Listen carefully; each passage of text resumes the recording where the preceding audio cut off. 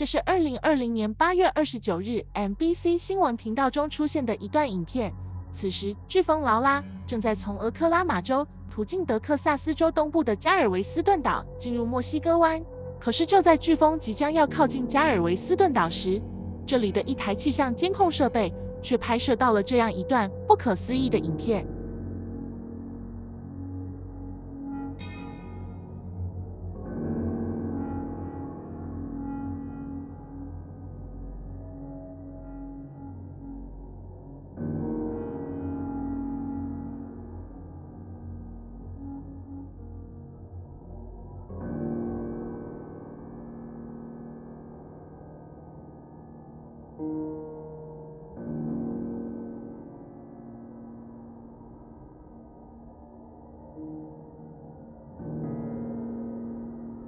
虽然飓风劳拉正在靠近此地，但从画面中我们可以看到加尔维斯顿海滩附近的风速却并不是很急。此时，一名路人出现在了监视器的画面里，他穿过了马路，来到了这里的一侧，向前走去。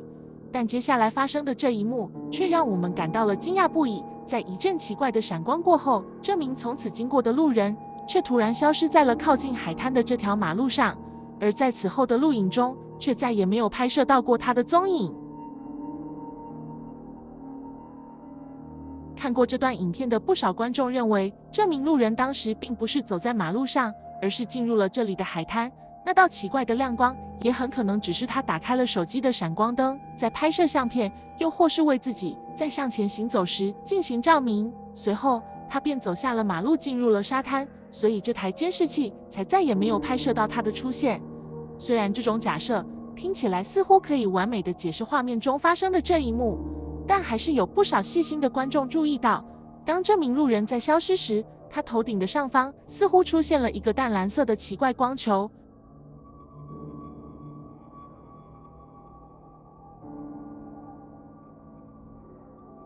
而对于这两次神秘事件的巧合，有观众就奇思妙想的将它跟外星人的绑架联系在了一起。也有人说，这名路人可能是一名神秘的时空穿越者，或许此时他意识到了危险的到来，所以他才将自己传送到了另一个时空里。听上去这些猜想似乎让人感到难以置信。报道中称，当时加尔维斯顿岛的各个警署也并没有接到有人员失踪的报告。那么这名神秘路人的消失是否真的与这些观众猜想的那样呢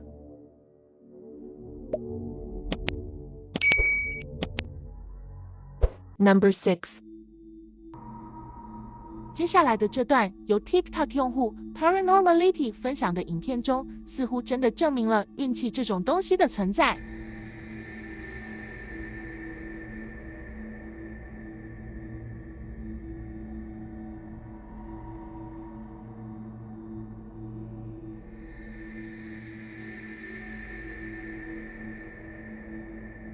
当画面中的这名工人将装满货物的拖车推入电梯后，他差点与这些货物一同掉入了这里的电梯井中。从这段监控影片里，我们可以看到这台电梯就像是出现了某种故障那样。当这名男子在将货物推入这里之后，他便突然开始了下坠。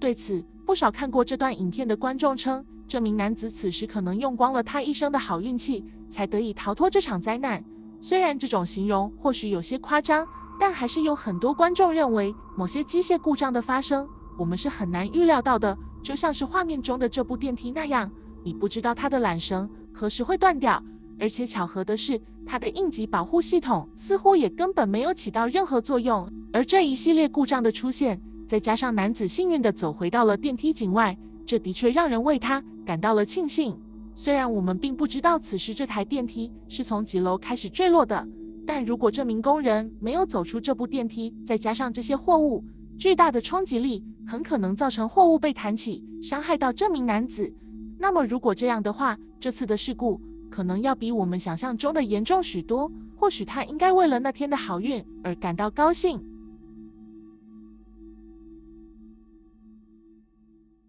Number 5.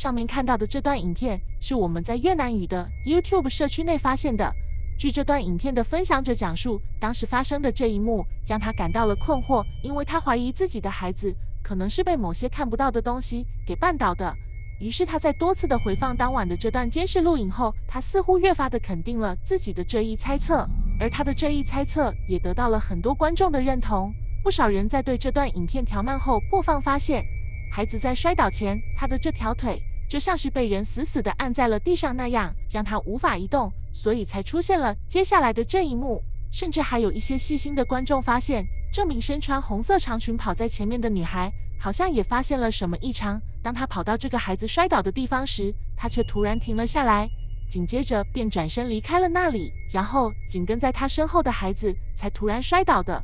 虽然如此，但还是有一位观众猜测，他可能并没有我们想象中的那么复杂。他认为孩子的摔倒可能是在奔跑后没有站稳造成的，毕竟像他这样大的孩子也经常会出现这类的状况。那么对此，你认为呢？ Number 4. 接下来的这段影片是由知名的幽灵猎人 Pika 和 Chen 所分享的。据分享者讲述，这也是他们亲身经历过的最可怕的一次幽灵探险活动。这些影片拍摄自澳大利亚西部一处名为约克的老公墓内。他们曾经多次到访过这里，试图记录下一些可能证实幽灵存在的真实证据，但那些次的探险似乎都让他们失望而归。而这一次，也是在他们回到家后仔细检查那些他们拍摄到的影片时才发现的。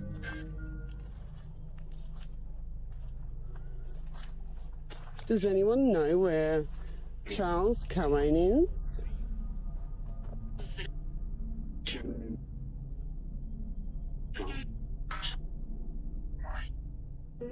就当这名 YouTuber 试图通过某种方式跟这里可能存在的幽灵交谈时，一团奇怪的白色烟雾却突然出现在了他们的镜头前。 I'd love to talk to you.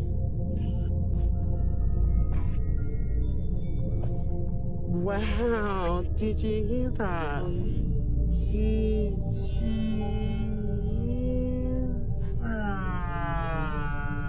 看到这里，或许不少观众可能以为那就是由于天气寒冷，人们呼出的雾气而已。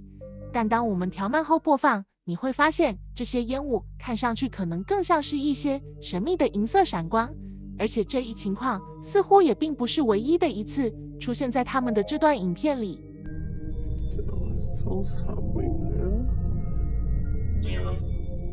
这一次，那种奇怪的异常现象似乎出现在了他们不远处的一座墓碑的前方，这让人感到了越发的不可思议。也有观众认为，这或许是突然吹过的一阵狂风，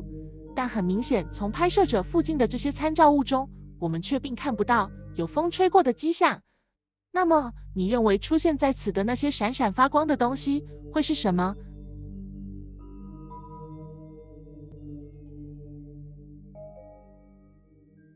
Number 3.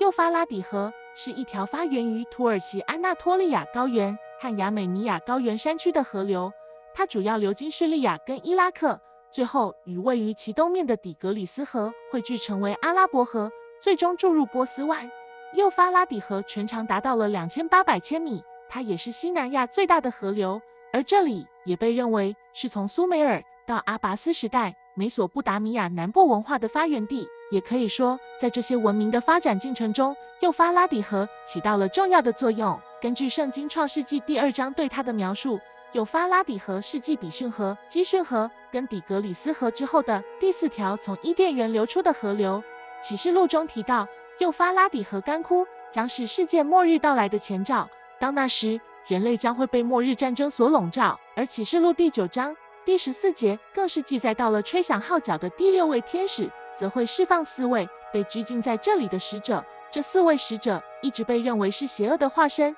上千年来，幼发拉底河流域一直存在着这样一个古老的传说：那4位恶魔的使者一直都被拘禁在幼发拉底河下的某处神秘的洞穴内。如果一旦他们被释放，那么这也就意味着灾难的到来。而随着近些年来河面水位的逐渐降低，埋藏在这下面的一些秘密也渐渐地显露了出来。例如河段多处被发现的这些人为的建筑，又或者是那些深不见底的天井。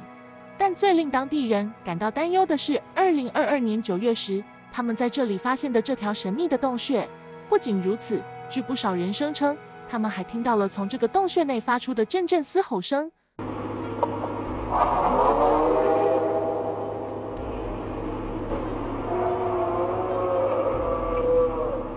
对此，不少当地人认为，这个声音或许就是那4位被困于此的使者发出的。但对于大家的这种猜测，当地地质部门却认为，这是很常见的一种洞穴现象。当气流从另一处进入这里后，由于洞穴的长度以及各个洞室对气流的阻扰，所以它才会发出这样的声音。虽然我们并不知道预言中的这一切是否会真的变成现实，但近些年来，幼发拉底河的水位却正在急速的下降。位于这条河流附近的几处天然的湖泊已经完全的干涸，例如这个形成于5000多年前的萨瓦湖也变成了一个小水塘，而为伊拉克供应地表水的幼发拉底河和底格里斯河的总流量在20年内也减少了60%左右，而且这个数字还在快速的增加。据伊拉克水文部门的估计，如果这一问题得不到解决，那么在2040年之前，幼发拉底河就会彻底的干涸。到时，两河流域数千万人口的饮水问题，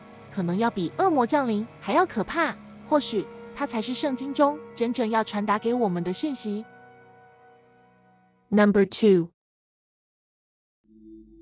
接下来的这段影片是由一位名叫罗德里格斯的 FB 用户所分享的。当我们与分享者取得联系，并试图了解到关于影片的更多讯息时，罗德里格斯却告诉我们，他并不是这段影片的拍摄者。这段影片是他在一间废弃的房屋内找到的一支录影卡带。这段录影的来历听上去似乎非常的神秘，而且很多看过这段影片的观众都无法解释这里面出现的这个生物会是什么，又或者我们是否应该将它称之为是一个生物。在影片的开始时，我们可以看到几名男子似乎有些紧张的正在草丛中寻找着什么。可是当他们走到这里时，一只山羊却引起了他们的注意。仔细观察，似乎有一个黑色的物体正附着在这只山羊的下方。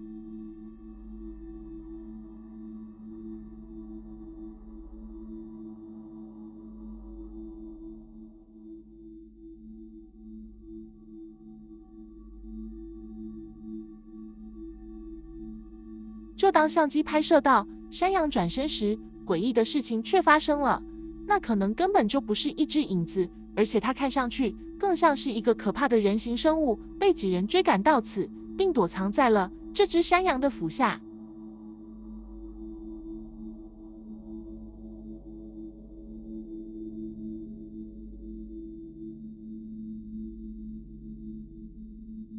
几秒钟后，这一切变得越发的令人恐惧。这几名男子开始拿着棍棒追打这个生物，在他们的追赶中，他才离开了这只山羊，并快速的逃离了这里。而那些男子似乎并没有打算放弃，他们跟在他的身后继续追赶。此时，他就像是一个扁扁的黑影那样，从这些栅栏下逃走了，而他移动的方式却像极了一条受到惊吓后在地上快速爬行的蛇那样的蠕动。而这几名男子一直将他追赶到了附近的一条小溪中，他爬到了这里的一块岩石上，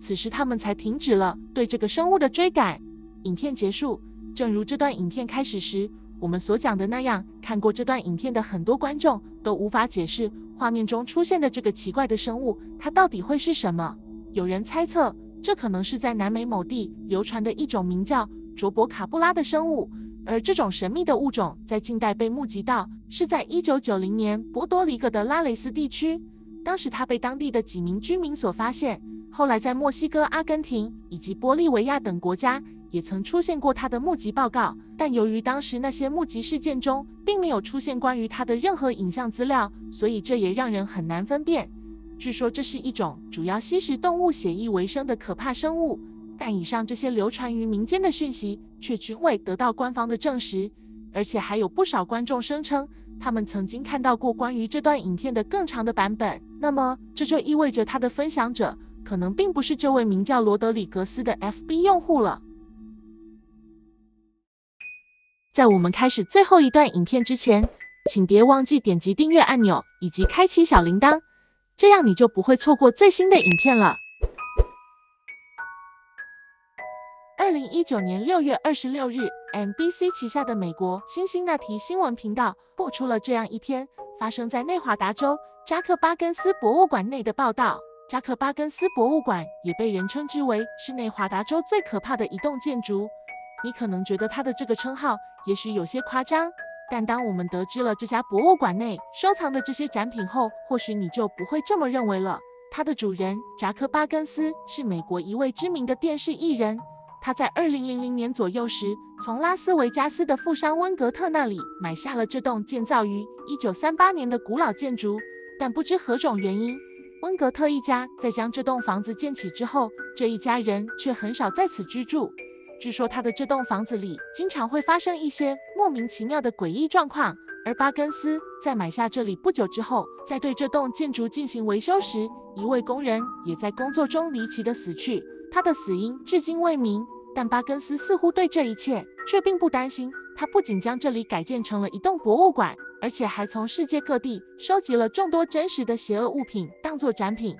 这些展品多是他从一些闹鬼的民宅里收购的，有些据说已经导致了多人死亡。例如迈克·杰克森去世时，房间内的这把椅子；知名的安乐死医生杰克·凯沃基恩的这辆运输过130多具死者大体的死亡货车。而巴根斯的这家博物馆也并不是所有的游客他都会接待。首先，你需要年满16岁才能进入这里；其次，进入这里参观的成年人必须签署一份免责的协议书。当然，巴根斯以及这里的员工并不会利用任何手段来吓唬游客们，而只有那些被认定为是安全的展品才会对外展出。不仅如此，这些展品也几乎都被特殊的玻璃死死地罩在了坚固的展示柜里。但是还是有不少游客声称，他们在参观过后感到了身体出现了不适的情况，就像是报道中出现的这段影片那样。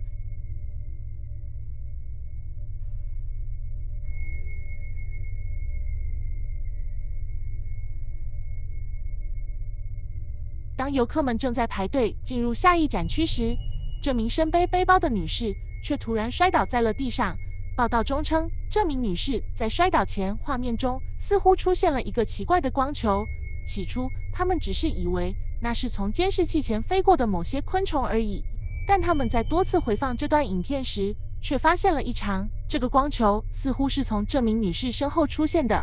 而且在她出现之后，这名女士才突然摔倒在了地上。对此，不少观众认为，那个光球或许是一只逃脱了的恶灵，似乎只有这样才能解释刚刚所发生的这一切。庆幸的是，这名女士在经过医生的检查后，她并没有受到任何伤害。但奇怪的是，她对刚刚所发生的这一幕却全然不知，她甚至不知道自己是因为突然摔倒才被大家送往医院的。陪同她一起参观的朋友在跟她讲述了发生的这一切后，这名女士也感到了不可思议，而这家博物馆对这一切的解释却是光球跟女士的摔倒可能只是巧合而已。他们认为那只光球也并不是什么恶灵，很可能就只是一只飞虫。那么，你认为他们给出的这个答案是否可以解释刚刚所发生的这一切呢？